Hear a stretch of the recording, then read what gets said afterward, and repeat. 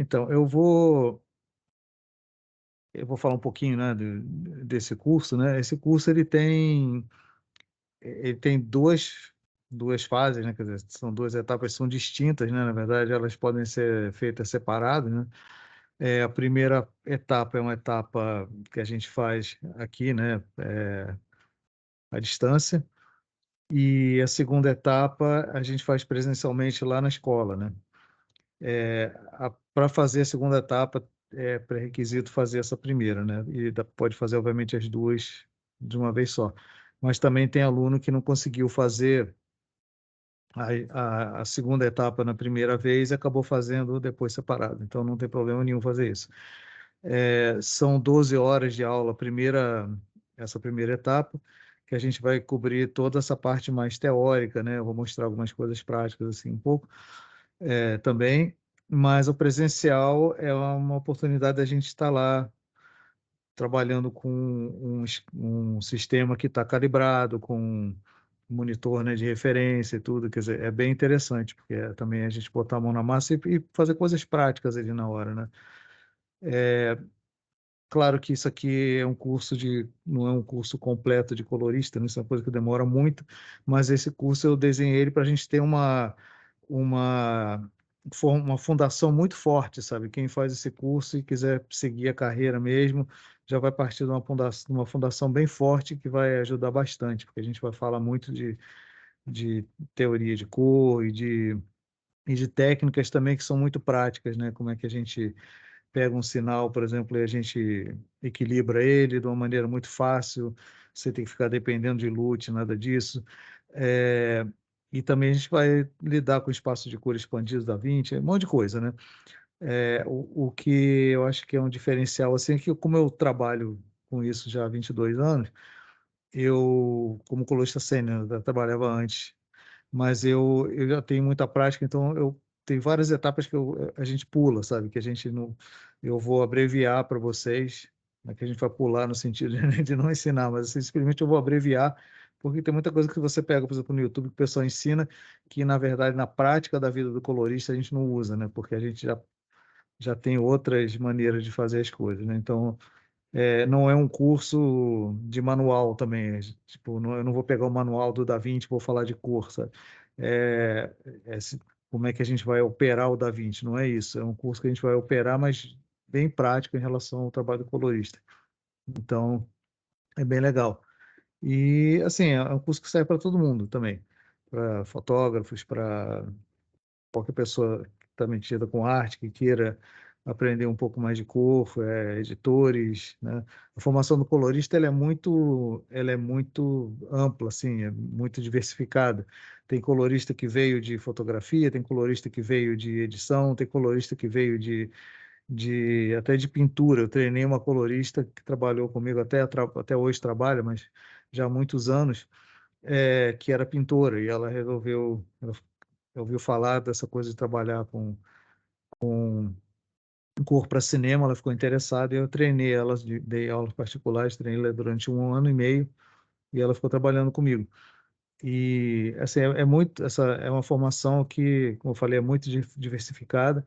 O que é interessante é que a gente trabalha muito com a combinação do lado técnico, que é muito importante aprender, que é uma coisa que eu vou explicar para vocês, como ler direito os instrumentos e tudo, e a parte artística, que também é essencial, né, porque é um trabalho extremamente artístico e a gente tem que entender bem o que a gente está fazendo.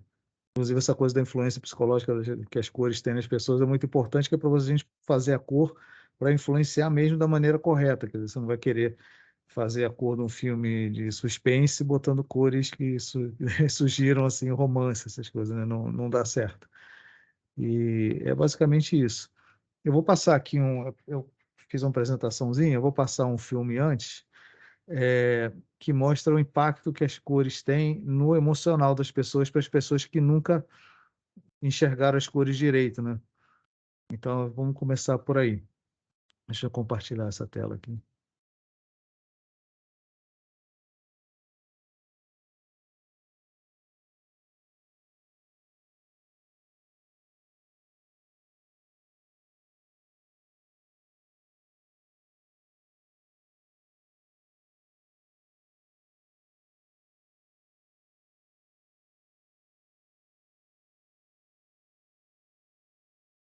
É sem áudio, Paulo? Tá com áudio, vocês não estão recebendo áudio, não? Não, não. Essas coisas de máquina, peraí. Era para vocês receberem com áudio. Eu estou ouvindo o áudio aqui. Deixa eu ver se tem uma configuração que eu possa mudar aqui dentro do Teams, né? Porque eu acho que é coisa daqui.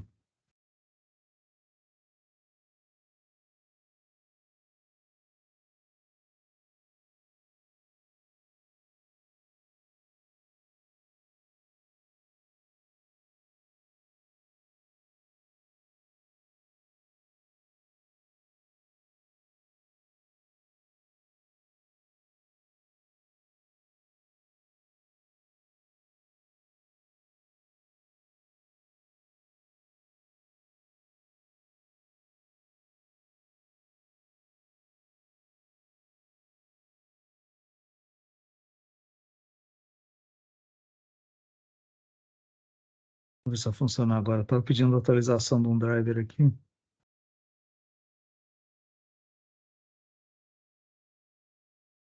Tá saindo som agora? Não. Ainda não.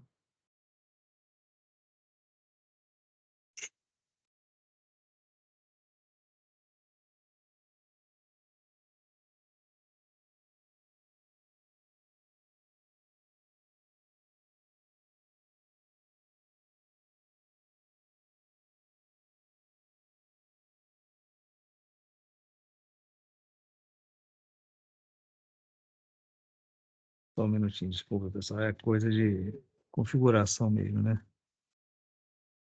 Eu espero que seja, né? Não era para estar acontecendo isso, mas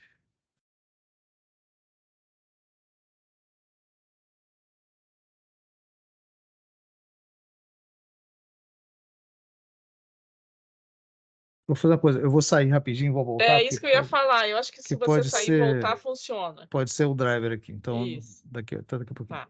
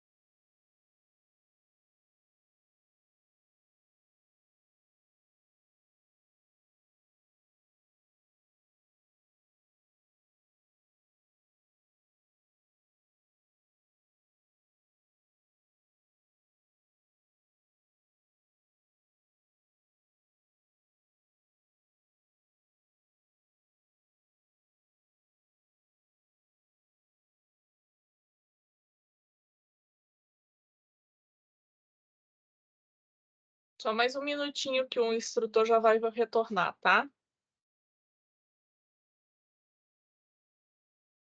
Ok. Foi você que eu falei, não foi, Adriana, aí no telefone, que me mandou o link? Oi. Obrigadinho mais uma vez. De nada, tudo bem.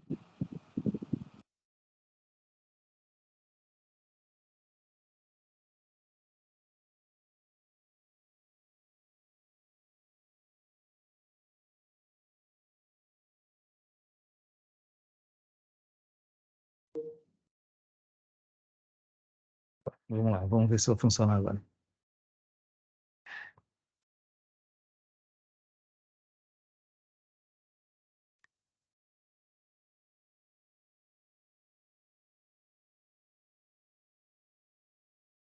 Estão ouvindo agora? Não, continua mudo, Paulo. Esquisito isso.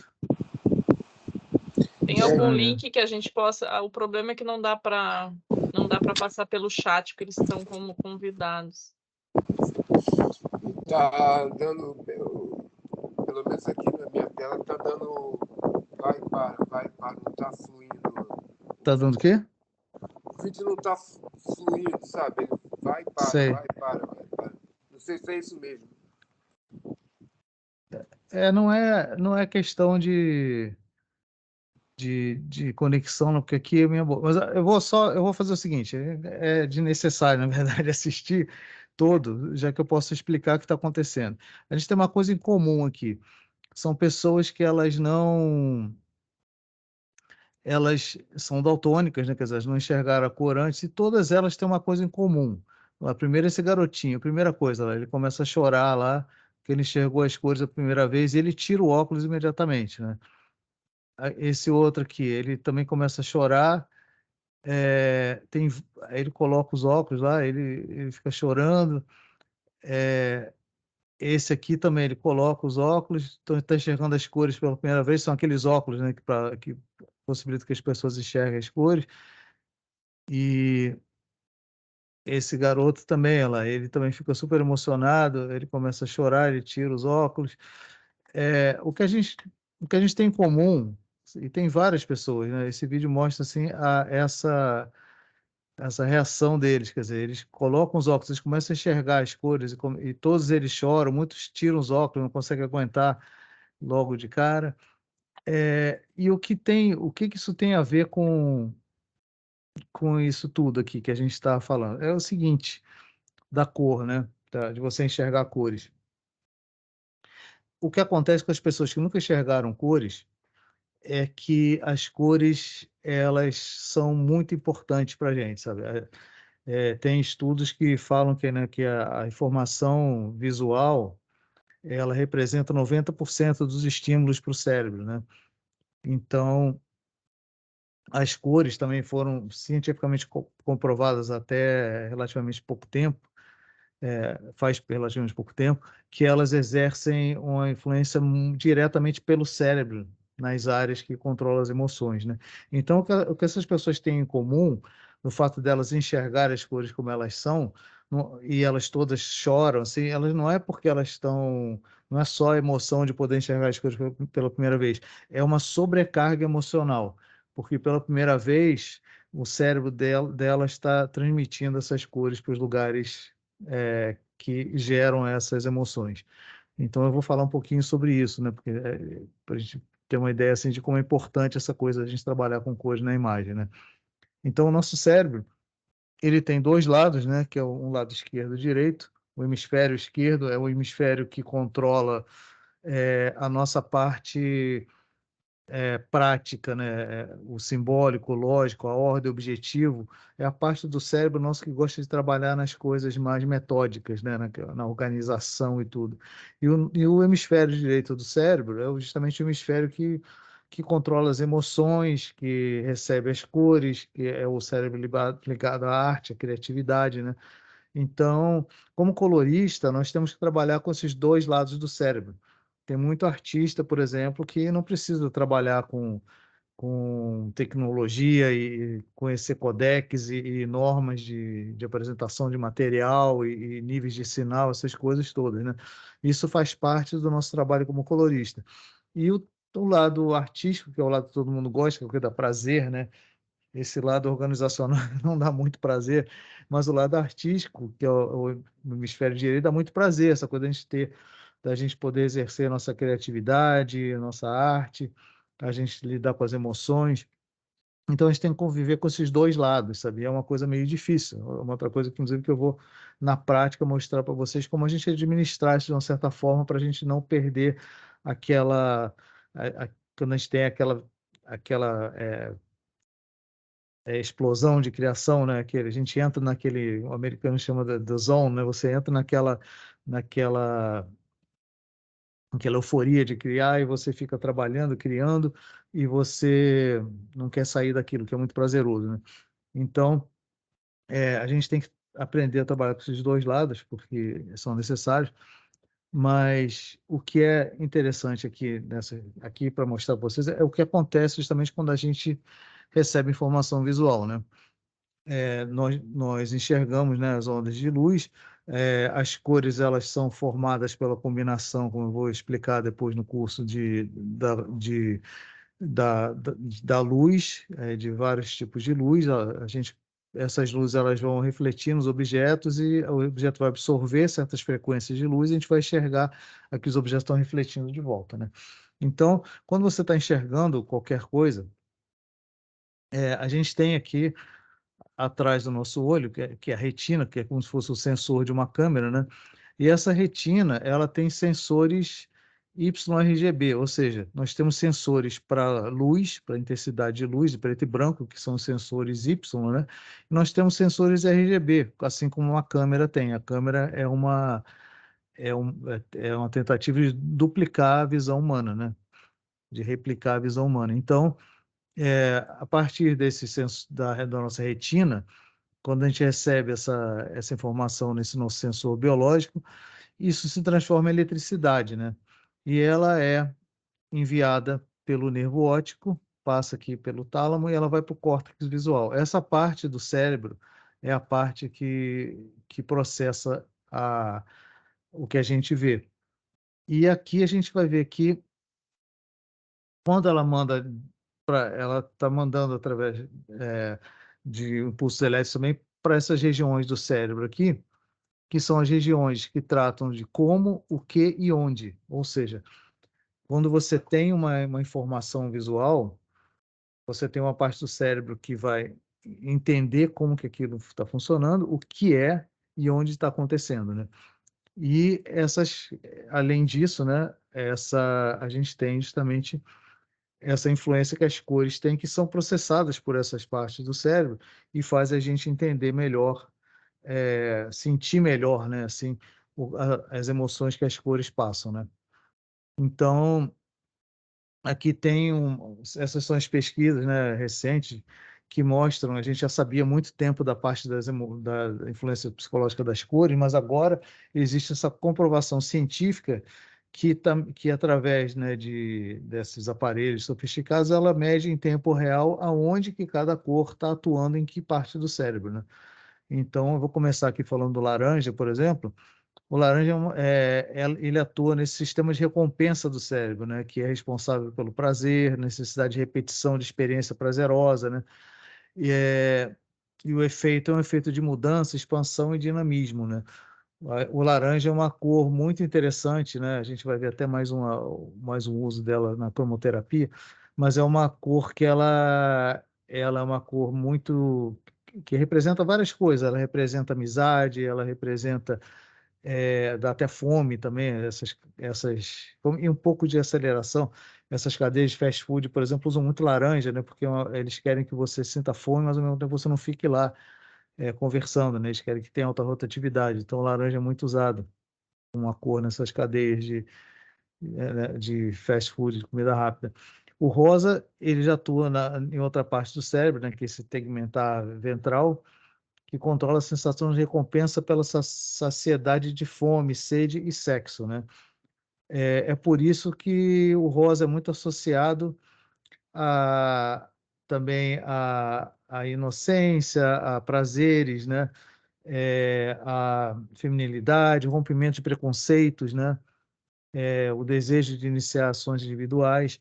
O rosa é uma cor muito usada em comédia romântica, por causa disso, né? Ela é uma cor que passa essa leveza, essa coisa alegre.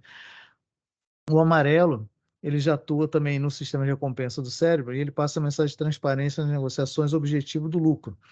Combinado com outras cores, significa credibilidade. É muito comum a gente ver alguns bancos, por exemplo, que combinam o azul com o amarelo.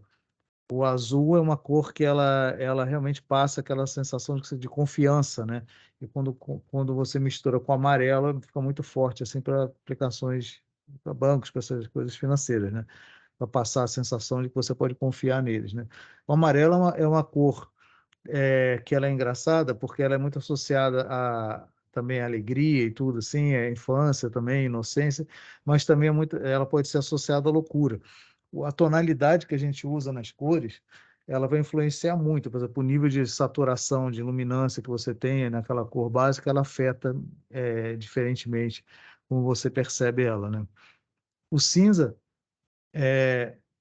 ele atua na parte cérebro que regula a distribuição de dopamina, né? Dopamina dá a sensação de prazer para a gente, né? E ela coordena as emoções, né? E o cinza não é bem uma cor, né? A gente tem ausência de tonalidade, mas ela é uma das graduações de cinza, né? E ela dá uma sensação de neutralidade, mas ela também pode representar indecisão ou ausência de energia, é uma cor triste, né? Então, se você quer usar, por exemplo, um enterro, uma coisa assim triste, você pode usar os sons bem menos saturados, por exemplo, né, mais acinzentados, para passar essa sensação de tristeza. Se você tem um personagem triste, você deixa tudo que está em volta dele mais cinza para você passar essa sensação, né? O verde, ele é ligado às decisões, pensamento abstrato e criativo, né? Respostas afetivas, capacidade para conexões emocionais, julgamento social. Ele remete à natureza, ele transmite frescor, harmonia, reforça a ideia de ponderação e coerência. O verde, claro, ele acalma muito. É por isso que os hospitais pintam as paredes de verde claro, porque é um ambiente tenso, né? As pessoas estão doentes, então aquele verdinho claro ajuda as pessoas a darem uma relaxada, né? Naquele ambiente de tensão, né? O marrom, ele também atua no sistema límbico, que responde pelas emoções, e é uma cor pesada, né? O marrom é uma cor que sugere conservadorismo.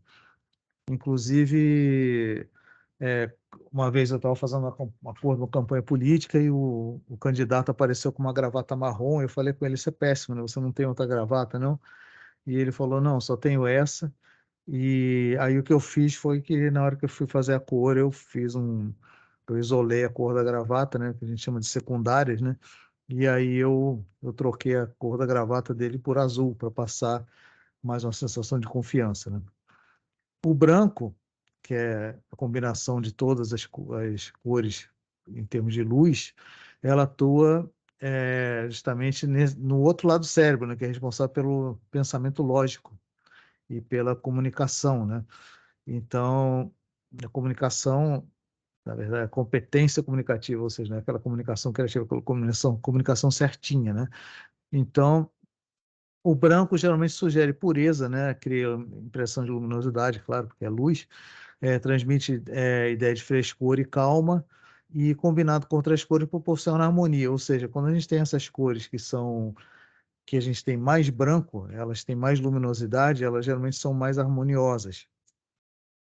E geralmente, por exemplo, quando você tem tons pastéis assim, você deixa bem branca certas cores, não ficam tão saturadas, mas elas ficam assim mais suaves, a gente tem essa sensação de suavidade, de tranquilidade, né? O roxo, ele atua no polo frontal, que é ligado ao planejamento de ações, movimento, pensamento abstrato. Ele pode remeter a mistério, também calma e sensatez. A gente usa muito realmente em mistério. Também ela é uma cor que é associada à sensualidade, né?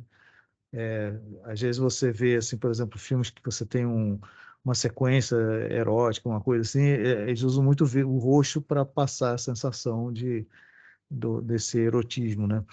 E o roxo é uma cor que é interessante também, porque é uma cor que ela é um pigmento que é muito difícil de a gente conseguir na natureza, então era antigamente muito raro.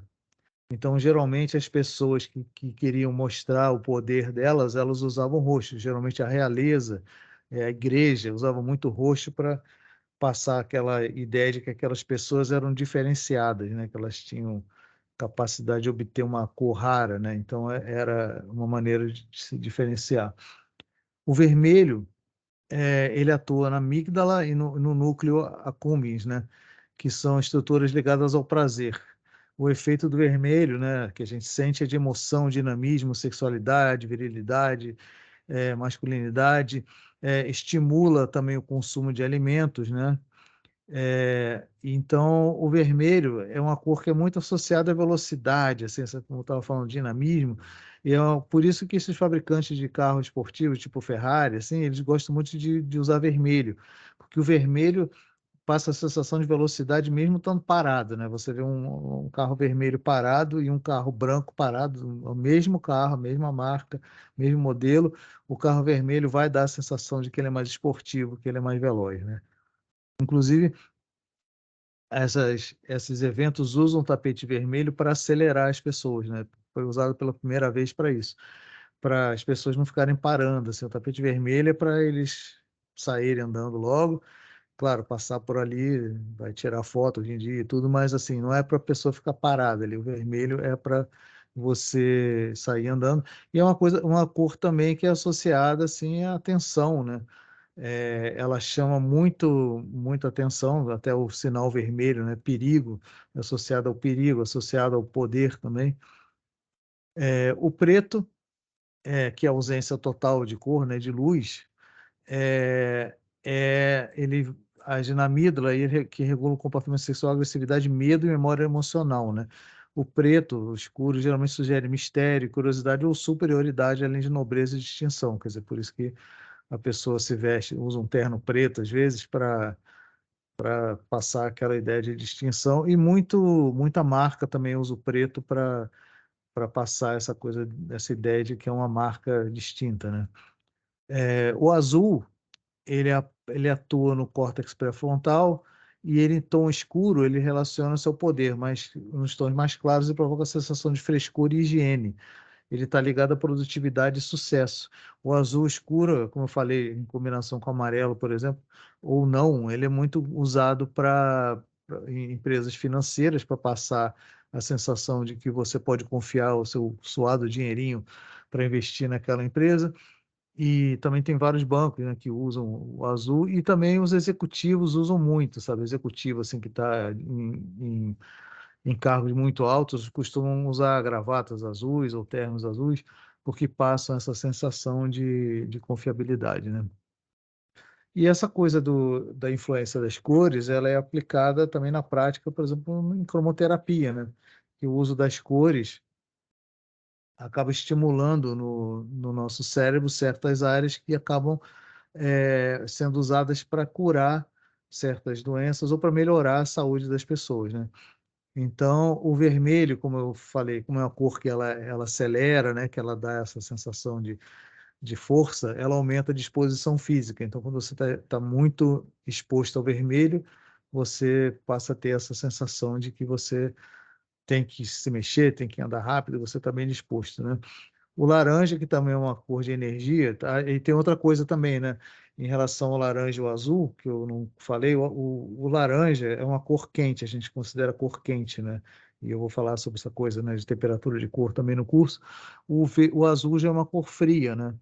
Então a gente usa isso também como a sensação de justamente de temperatura nos filmes. Quando a gente quer fazer um filme justamente num lugar frio, você tem, por exemplo, um lugar que está cheio de neve, geralmente vocês vão notar que o colorista não deixa tudo branco, ele dá um pouquinho de azul naquela imagem, que é para passar ainda mais a sensação de frio. E quando você está tratando num lugar quente, é o contrário, a gente usa muito um pouco de laranja para passar ainda mais aquela sensação de calor naquele lugar, né? O amarelo estimula o sistema nervoso central, o verde ajuda o tratamento para insônia, O azul auxilia tratamento para enxaqueca. Esse azul aqui, um pouco mais escuro, alivia os sintomas de estresse. Esse outro tom reduz a ansiedade, promove o rosa, que é aquela cor que eu falei de alegre, né, de leveza, ela promove a sensação de bem-estar. E o vermelho também estimula a circulação sanguínea, né? Então, a gente tem aqui de novo isso aqui de outra forma, né? Que é o que está ali, que é o vermelho estimula o metabolismo, o laranja é antifatiga, o amarelo estimula a digestão, esse verde claro acalma e induz ao sono, né? Que é aquela luz, aquela cor que eles usam nos hospitais. O verde também dá o equilíbrio, harmonia.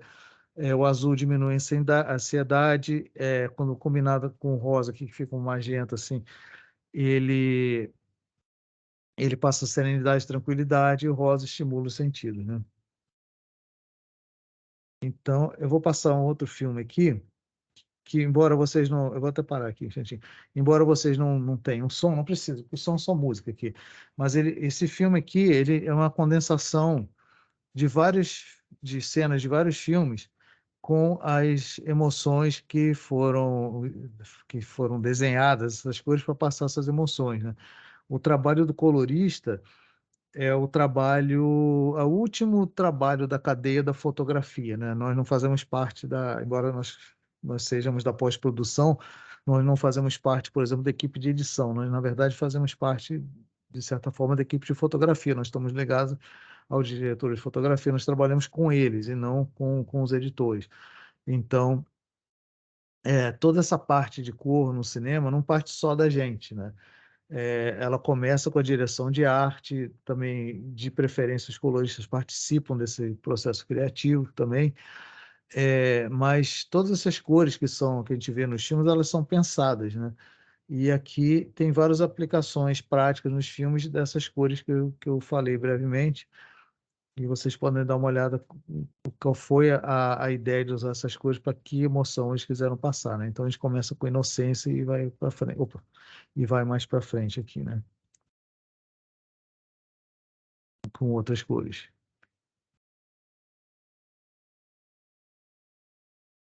Inocência é o rosa, né?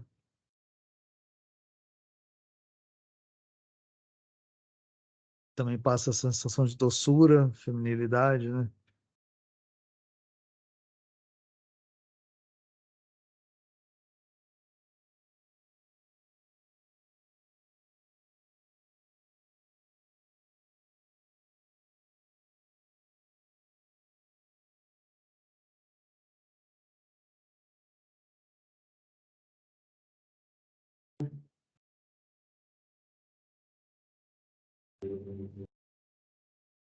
A gente passou para o vermelho, já passa essa sensação de violência, de agressividade, né?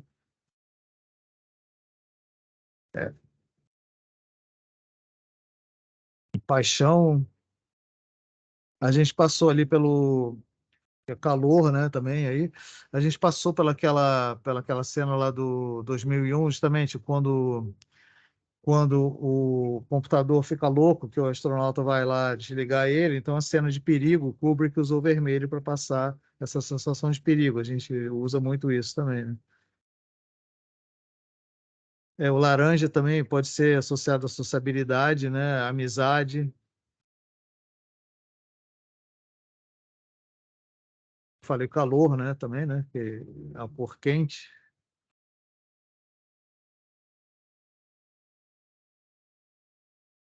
E juventude também.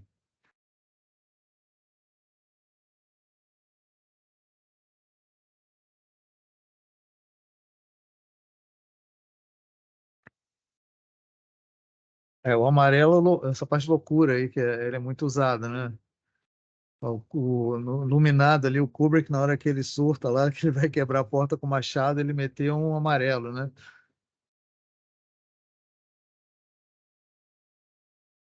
E também inocência nesse caso, né? Do Wes Anderson ali.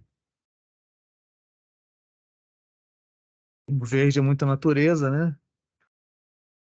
Também é associado à imaturidade.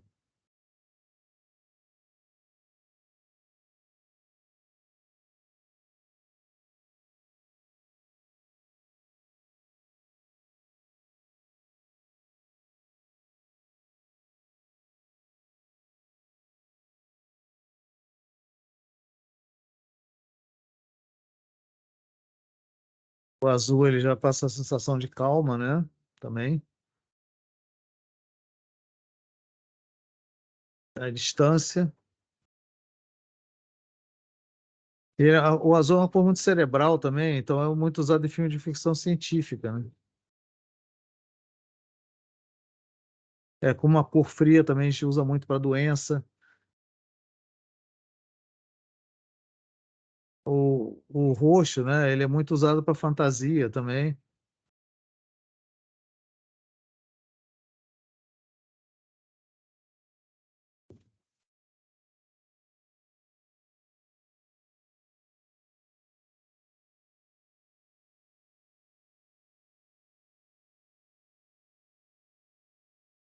Então a gente vai entrar em bem mais detalhe, né? Quando no curso vai cobrir bastante essas coisas.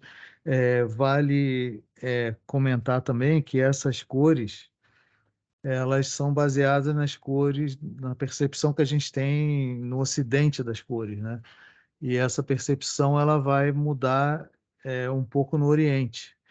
Por exemplo, no Oriente as noivas usam, a gente usa o branco com as noivas, né? No Ocidente para passar a sensação de pureza. No Oriente eles já gostam de vestir as noivas de vermelho, né? E tem várias diferenças assim em relação às culturas da cor. Só que o cinema já tem mais de 100 anos, né? O cinema colorido não chega a ter 100 anos, né? Que começou nos anos 30, mas mesmo assim o cinema colorido já tem muito tempo e ele foi se espalhando pelo mundo, né? Já tem quase 100 anos também, já tem 80 anos mais ou menos, e ele foi se espalhando pelo mundo e tem 90, né, na verdade. Ele foi se espalhando pelo mundo inteiro, o cinema, né, se popularizou, e como o cinema geralmente veio do Ocidente, então o mundo inteiro acabou assimilando pela linguagem audiovisual essas mesmas emoções, essas mesmas sensações que a gente tem aqui no Ocidente, né? O Oriente também, quando você põe uma cor num filme, o oriental sente a mesma sensação de que você sente aqui no Ocidente. Então, eu vou falar assim um pouquinho rápido assim do curso. O curso antes eu dividia ele em na verdade, em 6 sessões de 2 horas, mas eu vi que era muito mais prático para todo mundo a gente, na verdade, fazer 4 sessões de 3 horas, porque a coisa flui muito mais e também as pessoas, né, não ocupa tanto tempo do aluno, quer dizer, de ficar vários dias assim, precisando fazer. 3 horas um período ótimo, né? Não cansa muito, mas 2 horas eu acho que é muito pouco. Então, na verdade, está dividido em 6 aqui, mas na verdade, são 4 módulos de 3 horas cada um. Então, a primeira coisa que a gente vai falar é sobre o que é a cor, né? Falar sobre a cor aditiva e a cor subtrativa, né? A gente trabalha com a cor aditiva no cinema, que é a combinação de luzes, e a cor subtrativa é aquela da impressão, onde você subtrai, na verdade, conforme você vai botando mais tinta, vai ficando preto. Enquanto que na cor do cinema, quanto mais luz você coloca, mais branco, né, vai ficando. Quer dizer, quando você mistura as luzes, né? A gente vai falar sobre o conceito por trás do círculo de cor, que é usado nos programas de cor, falar sobre Lift Gamma Gain, que é o que o colorista usa, que na verdade são as sombras, as médias e as altas luzes, ou seja, as sombras são os tons mais escuros da imagem, gama são os tons intermediários, né, de luminosidade, e ganho são as altas luzes, ou seja, é o branco e o cinza mais claro, né? E a gente também vai falar sobre log, Rec. 709, essas coisas que a gente tem que entender da captação também e como que a gente lida com isso como colorista, né? A gente vai falar também sobre os instrumentos para avaliar o sinal e aplicar melhor a cor, né? Isso é muito importante. O colorista tem que trabalhar sempre olhando os instrumentos para poder avaliar o sinal, não só para a gente poder ver como o sinal está se comportando e saber como manipular ele, mas também quando a gente está fazendo cor, por exemplo, para televisão, a gente tem que respeitar os níveis.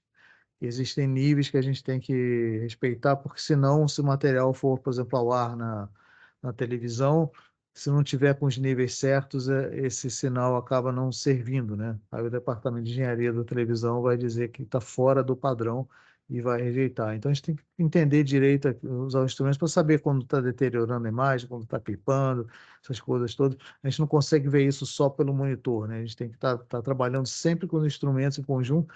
É como pilotar um avião, né? Você não pilota avião só visualmente, você pilota o avião visualmente e também olhando os instrumentos. O colorista é assim, a gente tem que estar sempre olhando um e o outro, né? A gente vai falar sobre como equilibrar uma imagem para tornar ela neutra, que é o que a gente chama, na verdade, de correção de cor.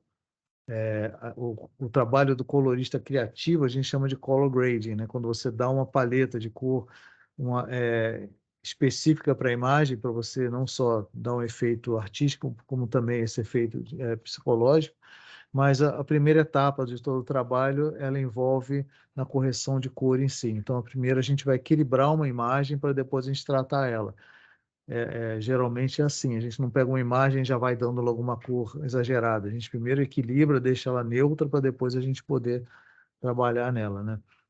Então, a gente vai falar disso e falar dos LUTs, né? O que são os LUTs, onde é legal usar, onde não é legal usar, né? Como é que eles afetam o sinal. Isso é legal até lá na parte presencial, eu mostro para vocês lá no monitor de referência e no programa como é que um LUT ele pode limitar muito a gente, né? Então é bem interessante essa parte. E LUT virou uma coisa muito popular, né? E a gente tem que tomar cuidado, não é usar indiscriminadamente, a gente tem que saber exatamente como a gente deve usar. Para não destruir também o sinal e não fazer coisa errada, né? Harmonias de cor, a gente vai falar sobre como você criar, porque não é só você jogar as cores, né? Tem que ter uma harmonia, tem que ter as cores têm que dar uma sensação de prazer, a coisa tem que ser harmoniosa, né? A não ser que você queira realmente chocar de alguma maneira, mas essa harmonia é muito importante, né? Eu, inclusive, fiz pintura a óleo para aprender a harmonizar melhor cores, né? Porque isso é uma parte que é bem importante para a gente. Eu vou falar como a gente pode avaliar uma imagem, né? Geralmente um filme inteiro criar paletas de cor, isso é muito comum, por exemplo, em dramaturgia, você assiste um filme e você vai começar a avaliar que paletas de cor que cada parte do filme vai necessitar, né? Embora a gente trabalhe desde a criação, né, como eu falei, da pré-produção, já com figurino, com direção de arte, para criar paletas de cor, o filme é uma coisa muito orgânica, né? Então, às vezes, você escreve um roteiro, você filma, e, de repente, na edição, e dependendo da interpretação dos atores, da trilha sonora, vários fatores vão mudar o filme, né? É um processo muito orgânico. E, às vezes, quando chega na parte da cor, a gente vai ter que mudar um pouquinho isso, sabe? A gente vai criar paletas de cor para ajudar a contar a história pela emoção também. Então, por exemplo, se eu começo uma história de um casal que está super feliz, né? Acabou de casar e está tá um super animado com o outro, com a vida inteira pela frente, você começa a usar cores quentes para aquele casal. De repente, você descobre que um dos dois é um psicopata, né? E vai ser um inferno para a vida do outro. Então, a gente pode, nesse caso, ir fazendo a paleta ficar cada vez mais adequada a passar essa sensação de loucura, de agressividade, de destruição, e a gente vai fazer uma coisa gradual, porque assim como a história vai contando gradualmente que essa pessoa vai ficando uma pessoa destrutiva, você também vai usando as cores para gradualmente ir introduzindo isso.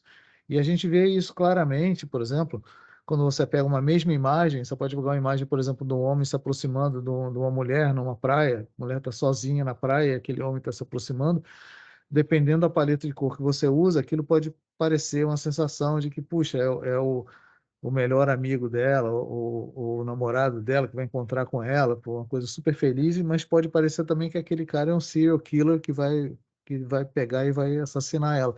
Só de mudar as cores a gente já tem essa sensação diferente com a mesma imagem, né? E também eu vou falar como que a gente mistura as cores digitalmente como se fossem tintas, que é super importante, sabe, né? Também o trabalho de colagem não é você pegar e ir jogando cor, assim. O ideal, a maior harmonia é você sair misturando as cores digitalmente para você criar justamente uma imagem harmoniosa, mesmo que você tenha uma tonalidade que predomine, né? A gente vai falar sobre a influência psicológica das cores, como é que elas podem transformar a mesma cena em algo alegre, sinistro, aterrorizante, como eu falei. A gente vai também fazer um dia por noite, falar sobre isso, e na prática a gente também faz isso, que é a gente mostrar como é que você pode filmar de dia e transformar aquela filmagem numa noturna. Isso é uma coisa que a gente faz muito também, porque isso é muito prático, às vezes, para produção, você filmar de dia em vez de você filmar à noite. A noturna é muito mais complicada às vezes, né? Então, às vezes você filma de dia e transforma isso em noite. Para a gente é uma coisa muito simples e tem umas regrinhas, né, que eu vou falar que ajudam bastante. A gente vai falar também sobre o uso das cores para realçar o foco de atenção numa imagem e da iluminação. Que nós, como coloristas, nós temos ferramentas que elas se assemelham a ferramentas de instrumentos de luz mesmo, né? Então, para a gente é muito tranquilo você adicionar mais luz, por exemplo, no rosto de uma pessoa, ou você usar sombras na imagem para você esconder certas coisas. O desenho de luz, por exemplo, para o diretor de fotografia no set, iluminar é uma coisa que, obviamente, exige muito talento, dá trabalho, mas às vezes você criar sombras depois que você iluminou dá um trabalho danado, sabe? Você tem que isolar a luz para ela não incidir sobre uma determinada área, né? Então, para a gente, para o colorista, criar essas sombras é muito mais rápido. Então, os fotógrafos sabem que a gente pode fazer isso, e aí eles têm essa possibilidade de não perder tanto tempo no set e poder fazer isso na pós. E a gente usa também para realçar o foco de atenção, mesmo que não seja uma coisa que tenha sido pensada no começo, às vezes você tem uma determinada imagem que tem uma luz que está ali distraindo, uma parte da imagem que está distraindo, você pode escurecer, pode saturar aquela parte para focar a atenção onde realmente interessa, né? E eu vou cobrir vários exemplos disso, né? Também a gente vai falar sobre reenquadramento, animações de função, por exemplo, você pode você está fazendo um documentário, por exemplo, com uma câmera de latitude alta, e você sai do claro, vai para o escuro, antigamente você tinha que ficar mexendo no diafragma toda hora. Agora, essa câmera tem uma latitude alta, a gente pode, na cor, criar, que a gente chama de keyframes, né, que são pontos de mudança, onde você anima essa mudança da luz, e você cria umas transições totalmente transparentes, suaves, onde você pode passar de um claro para escuro sem você deixar tudo totalmente escuro. Você vai lá e faz a transição e parece uma coisa totalmente natural que está acontecendo e sem ninguém saber que você manipulou aquilo, né?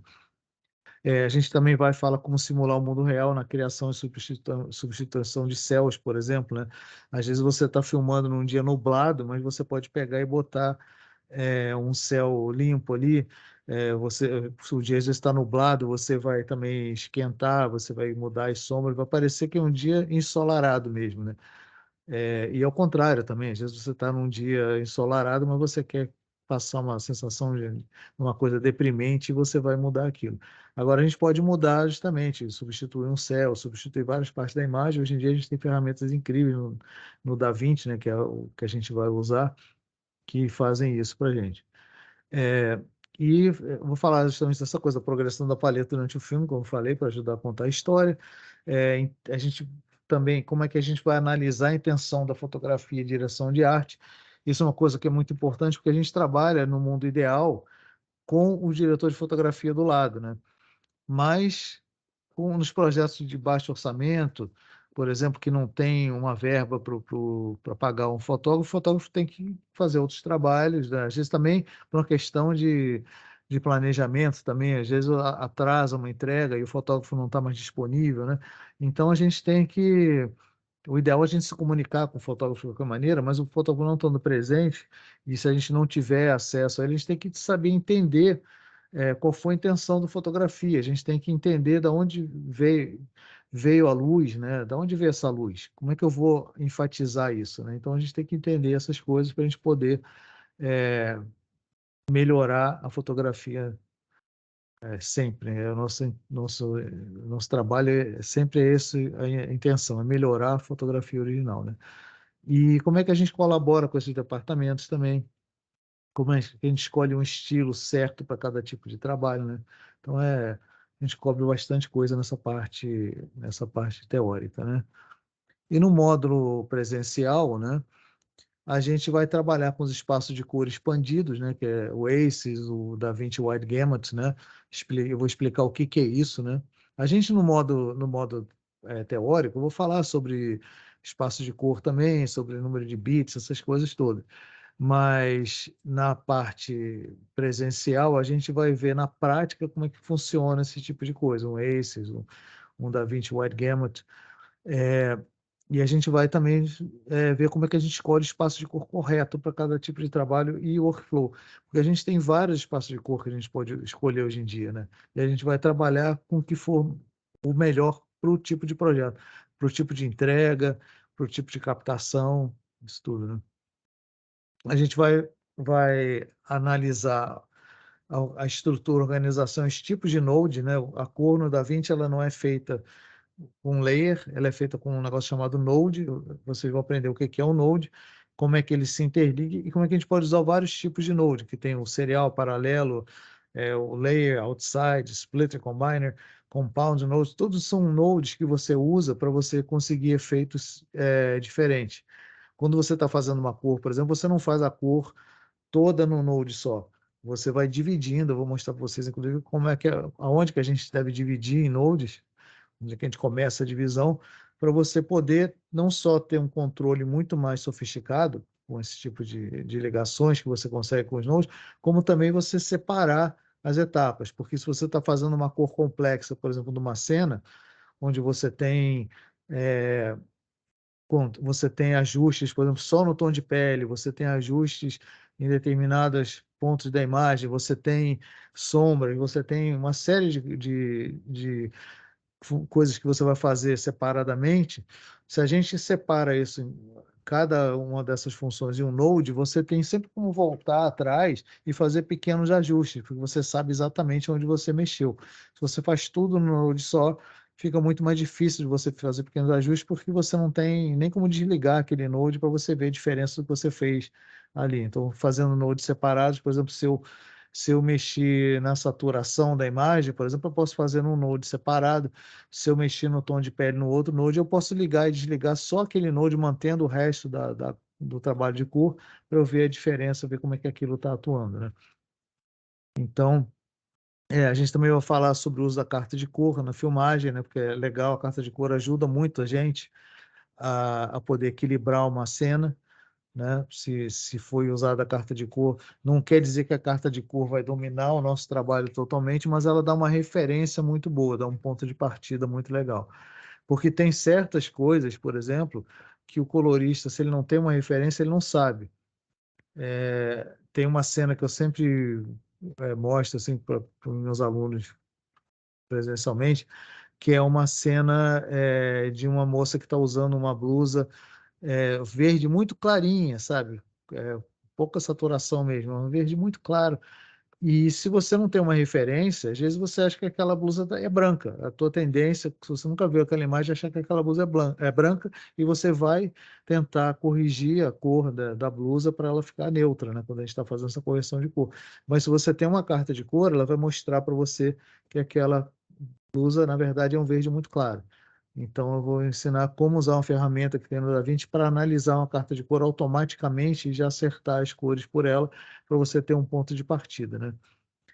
Eu vou também cobrir como é que a gente altera as cores e luminância usando curvas, não só as curvas normais que a gente tem no Photoshop, como a gente tem vários tipos de curvas diferentes no DaVinci. E vamos usar a ferramenta como Color Warper, que é uma ferramenta que é relativamente nova, que a gente pode pegar uma cor ou um grupo de cores e acertar não só a matiz dela, a tonalidade dela, como também a saturação e também a luminância de uma vez só, né? E também vamos tratar do Luminance Mixer, que é uma função do DaVinci também que é muito importante para a gente trabalhar com as cores, né? Eu vou mostrar também, a gente vai mostrar como é que isso trabalha em HDR, né? Mas não HDR da imagem aqui nesse ponto. Tem dois HDRs, né? O HDR no DaVinci, essa ferramenta chamada HDR, ela é uma ferramenta que ela permite que a gente divida o nosso espectro de luminosidade, né, de luminância, em várias zonas, né, de exposição. Então, é como você trabalhar exatamente, especificamente naquela zona de exposição, você consegue um resultado muito interessante. Então, por exemplo, em vez de você trabalhar só com as sombras, as médias e as altas, você pode pegar e trabalhar com um determinado trecho, por exemplo, das altas médias, para você trocar a cor só ali, ou você tirar a luminosidade só daquele pontinho sem você afetar o resto. Então, é uma ferramenta de ajuste fino, é muito interessante. O RGB Mixer, que é uma ferramenta também muito legal para você poder misturar as cores, recuperar cores que não foram captadas, às vezes, numa imagem. E também é uma cor que possibilita fazer um preto e branco equilibrado ou estilizado. Isso é uma coisa também que eu vou mostrar para vocês que é bem legal, que em vez de a gente fazer aquele preto e branco, o pessoal acha que diz, vou tirar a saturação, virou outro preto e branco. No preto e branco não é isso. Eu vou mostrar para vocês como é que a gente faz o preto e branco bonito de verdade, né? Eu gosto, às vezes, de usar um preto e branco, por exemplo, meio prateado, assim. Fica aquele preto e branco bem bonito mesmo, né? Bem estilizado. E eu vou mostrar para vocês algumas técnicas de fazer isso. Também vou ensinar vocês a observar a luminância para mexer melhor na cor. Aonde que você, olhando uma imagem, o que são as médias, o que são as médias altas, médias baixas. A gente treinando a nossa vista, a gente consegue já de cara, olhando a imagem, ver onde é que a gente vai mexer. E eu vou mostrar um macetezinho de como você encontra isso no começo, como é que vai ajudar você a treinar a vista para entender melhor como é que você vai mexer, em que ponto você vai mexer, né? Então, a gente vai falar sobre esses ajustes finos de luminância, como você diminuir só os brilhos, né, para eles não afetarem as imagens. A gente vai cobrir tracking, né, de máscaras e efeitos. O tracking é o acompanhamento automático, né, o semi-automático do programa, onde se você precisa, por exemplo, iluminar o rosto de uma pessoa e a pessoa está em movimento, como é que a gente faz essa máscara que vai iluminar o rosto acompanhar automaticamente aquela pessoa, né? E se você faz um efeito também, que é diferente, o tracking, né? Como é que você colocou um efeito ali, como é que você vai fazer esse tracking acompanhar aquele efeito? Então, isso também eu vou cobrir lá. E eu vou mostrar como é que a gente trabalha em HDR, né? Que o HDR da televisão, né? Da exibição em HDR de cinema e televisão, que é o High Dynamic Range. Como que uma câmera está filmando HDR? Você não precisa ter uma câmera em modo HDR, não existe isso, vou ligar o HDR na câmera, não. Toda câmera que tem uma determinada latitude, ela já capta em HDR e a gente consegue já captar e tratar essa imagem. Vou falar do REC 2020 que a gente usa para trabalhar com HDR também, é um outro espaço de cor, né? E também vou falar dos efeitos mais úteis que vem com o DaVinci, né? Que geralmente vem com o DaVinci Studio, mas eu vou ensinar também como é que a gente adiciona grãos de filme, as imagens, que é uma coisa que é muito legal a gente botar um pouco de grão, que o grão não só deixa a imagem parecendo que ela tem uma produção mais cara, porque geralmente quando você filma em película, você gasta mais dinheiro, são produções mais caras. Se você adiciona um pouco de grão, assim, de filme mesmo, a imagem, você já tem uma sensação de uma coisa mais sofisticada. E fora isso, ele ajuda na definição, ajuda em uma série de coisas, né? Eu vou explicar por quê. Isso é uma coisa que está ligada ao cérebro, inclusive. Mas eu vou ensinar também como é que vocês podem baixar grãos escaneados de filme e se você não tem o grão, por exemplo, do DaVinci, você pode usar um grão, já que você baixou, e colocar ele em qualquer imagem, com um macetezinho que tem. Na verdade, é um truque para você poder botar um grão que vai entrar em loop em cada imagem separada, cada clipe separado, e você vai poder trabalhar com esse grão. E é legal assim você ter uma coleção de grãos diferentes. Eu tenho um monte de grão que eu fui acumulando com o tempo. Foram amigos que trabalhavam em laboratórios, que me escanearam negativo, foram pessoas que eu troquei, foram grãos que eu baixei de alguns sites, né? Então, é bem interessante esse uso. Eu vou ensinar como você trabalha com METs, vocês trabalham com METs, o MET é uma máscara que geralmente o Departamento de Efeito Especial vai mandar para a gente, e a gente vai poder trabalhar em cima, e também a gente pode usar para efeitos diferentes. Por exemplo, eu uso o Match às vezes para criar uma. Eu vou mostrar isso para vocês lá. Como é que você pode, por exemplo, você tem uma parede branca totalmente sem graça, como é que você pode usar um Match para você simular uma luz entrando por uma janela e você tem o desenho da janela com aquelas divisões de madeira no meio, por exemplo, como é que você projeta isso numa parede? Sabe? Você pega uma coisa que está totalmente sem graça, às vezes, e você coloca, usando isso, você pode simular uma folhagem, uma coisa qualquer numa parede, né? E a gente vai falar das janelas comuns de cinema, né? Que são essas proporções da tela, né? 235, 185, 177, essas coisas, né? E mostrar, né, como é que você tem no DaVinci uma geração automática disso. Não é que nem um programa de edição que você tem que botar uma máscara num layer separado. No DaVinci já tem as janelas todas é, definidas. E a gente também vai falar de como a gente dá saída, né? Do material finalizado no DaVinci, vai mostrar lá que são os deliverables, né? O que a gente dá de saída para cinema, TV e internet. E eu vou também, durante o curso, falar de programas que a gente usa que não são necessariamente o DaVinci para a gente ter um efeito melhor. Por exemplo, eu não uso o DaVinci geralmente para dar a saída final de um H264 de alta qualidade, sabe? Geralmente eu uso um outro programa que vai me dar um resultado, uma compressão mais eficiente e um pouco melhor, né? Então, é isso que a gente vai cobrir.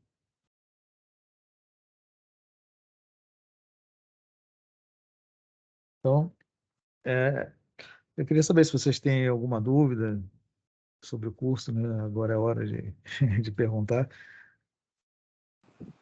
É muito científico, né? Assim, do jeito que colocou aí.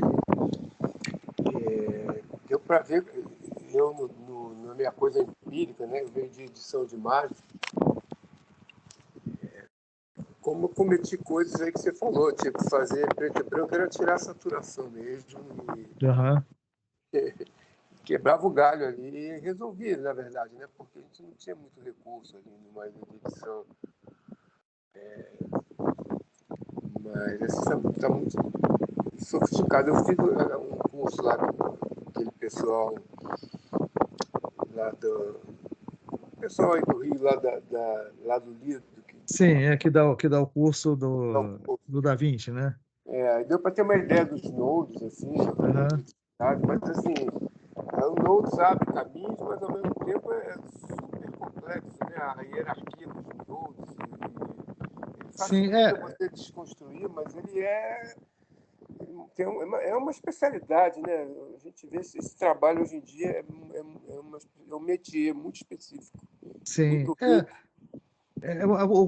Tem muito pouco colorista no mundo, assim, proporcionalmente, se a gente for olhar, né? Porque realmente é uma formação, uma formação um pouco diferente, né? Porque a gente tem que entender um pouco dessas coisas. Mas eu acho que o que eu trago de diferencial é justamente isso. Eu tenho uma experiência de muito tempo e eu meio que consigo condensar, muito, explicar de uma maneira muito prática essas coisas. Como você estava falando, né? É uma coisa que a gente olha a Node pela primeira vez, parece um negócio super complicado. Você está falando que é uma coisa muito científica, né? Na verdade, tem muita ciência envolvida, mas tem muita criatividade, muita parte artística, né, envolvida nisso. E quando você tem um curso que nem aquele que você fez, é um curso, na verdade, que te mostra as ferramentas, mas ele não te mostra como você usa direito, né? É como você aprender a operar um carro, mas isso não vai te ensinar a você dirigir bem, né? Então, eu acho que a Não, diferença é justamente é até isso, né? menos. Eu acho até que é menos que operar o carro. É mostrar assim, ó, aqui acelera, aqui passa marcha. Exatamente. E, e não sei, é isso. Eu acho que tem que ter as duas coisas. Assim, Aham, sim, a então. milhagem prática, você saber o que você quer fazer, onde é que o que você quer conseguir, e saber aquelas ferramentas, o que elas te oferecem. Eu tenho assim, meus erros, meus problemas são bem básicos. Você falou, Uhum. é aquela coisa, às vezes você, para obter uma palheta, para você conseguir um resultado de cor, se trata mais de tirar ou de acrescentar uma outra cor Uhum. posta do que você ficar tentando investir ali numa cor que só vai saturar, vai travar mais. Exatamente. Então, é isso aí. A gente vai mostrar justamente isso. Como é que a gente chega numa cor? Onde você vai? Como é que você vai chegar lá, né? Se você quer mais um negócio mais quente, como é que você vai chegar lá? E é só esquentar? Ou é legal você, de repente, esfriar as sombras e esquentar mais as altas, sabe? Isso dá uma diferença enorme. Você cria uma coisa que chama contraste cromático, você cria volume de cor. Às vezes você pega uma imagem que está totalmente sem graça, que ela não tem cor nenhuma, e você misturando essas cores, você consegue fazer essa imagem ficar com cores que você nem imaginava que tinha ali, né? Quer dizer, você começa a Também. puxar.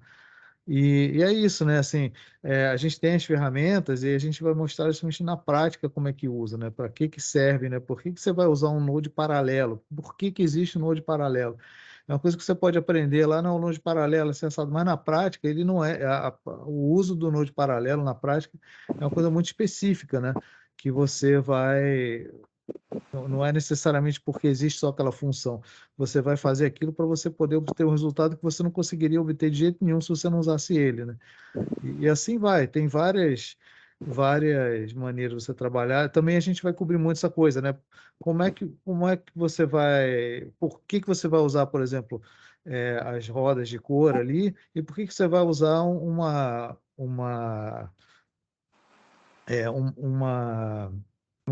gráfico, né? Uma,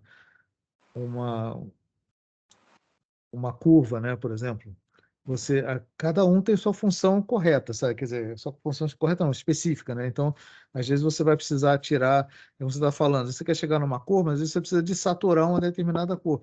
Às vezes você desaturar uma determinada cor é muito mais fácil, por exemplo, uma curva específica para aquilo do que você desaturar aquilo com outra ferramenta, né? Então, a gente vai falar um pouquinho dessas ferramentas assim.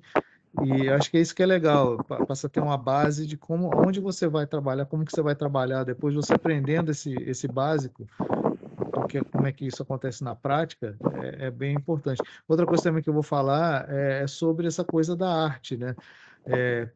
Como é que a gente pode estudar os pintores, que são os grandes mestres, né, da pintura, como é que a gente pode estudar eles, que eles foram os primeiros coloristas, na verdade. Eles que começaram a criar sombras onde não tinha, né? Você pega uma pintura clássica do Rembrandt, por exemplo, eles criavam sombras onde não existia, sabe? Eles usavam cores ali também para chamar atenção para determinadas coisas, sabe? Então, eles sabiam muito manipular a luz. Então, a gente observar esses mestres da pintura é bem importante para a gente começar a assimilar também isso. A gente vai começar a prestar atenção nessa linguagem, né, da imagem que a gente vai assimilando e vira uma coisa automática para a gente, né? E outra coisa que eu achei interessante, o ponto que você levantou, que essa história ela não começa na pós-produção, né? Pelo contrário, ela começa antes da produção, ela já é Sim, pensada como direção de arte. exatamente. Imagino que aí E é muito importante vir dessa parte, porque você pega, às vezes, o material que veio, que não teve direção de arte, e quando chega na gente, a gente tem que manipular um monte de coisa para poder chegar no resultado certo, né? E também, por outro lado, se você tem um trabalho que foi muito bem feito, o trabalho do colorista é só um trabalho de dar um último polimento naquela imagem, né? Eu trouxe, por exemplo, para a Semana ABC, quando foi virtual, nos anos da pandemia, eu trouxe 2 coloristas de Hollywood para uma mesa, né, que eu conduzi. E um foi o Walter Volpato, né, que é um cara que fez Dunkirk, que fez alguns Guerra nas Estrelas. É um colorista brilhante, né, de Hollywood. E outra pessoa que eu trouxe foi a Natasha Leone, que é outra colorista fantástica, fez La La Land, fez um monte de filme também genial. E uma das coisas que tem em comum dos dois, assim, que eles falam, às vezes você pega, por exemplo, La La Land ou o próprio Dunkirk, ou Guerra nas Estrelas, alguns dos filmes, que você chega e fala para ele, pergunta para o colorista como é que você chegou nessas cores, e eles muitas vezes falam, olha, isso já veio pronto, a direção de arte já fez isso, o fotógrafo já fez isso, então quando chega para mim, eu não tenho que ficar futucando muito não, sabe? Eu só tenho que dar equilibradazinho. exatamente, aquele polimento geral, né? De repente botar um brilhozinho ali, tirar um negocinho, sabe? Então, ou reforçar, às vezes, uma cor primária ali que a própria película já dá, como foi o caso do La La Land. La La Land tem muitas cores, assim, muito muito cromática, né? exatamente. Então, ali, às vezes, o colorista só vai dar uma realçada ali. Por exemplo, tem aquela sequência que ela está dançando lá no Mirante, lá em Hollywood, pela primeira vez, ela está com vestido amarelo, né? E aí, aquele amarelo, amarelo bem vivo. Tem um pôr do sol ali atrás, incrível, né?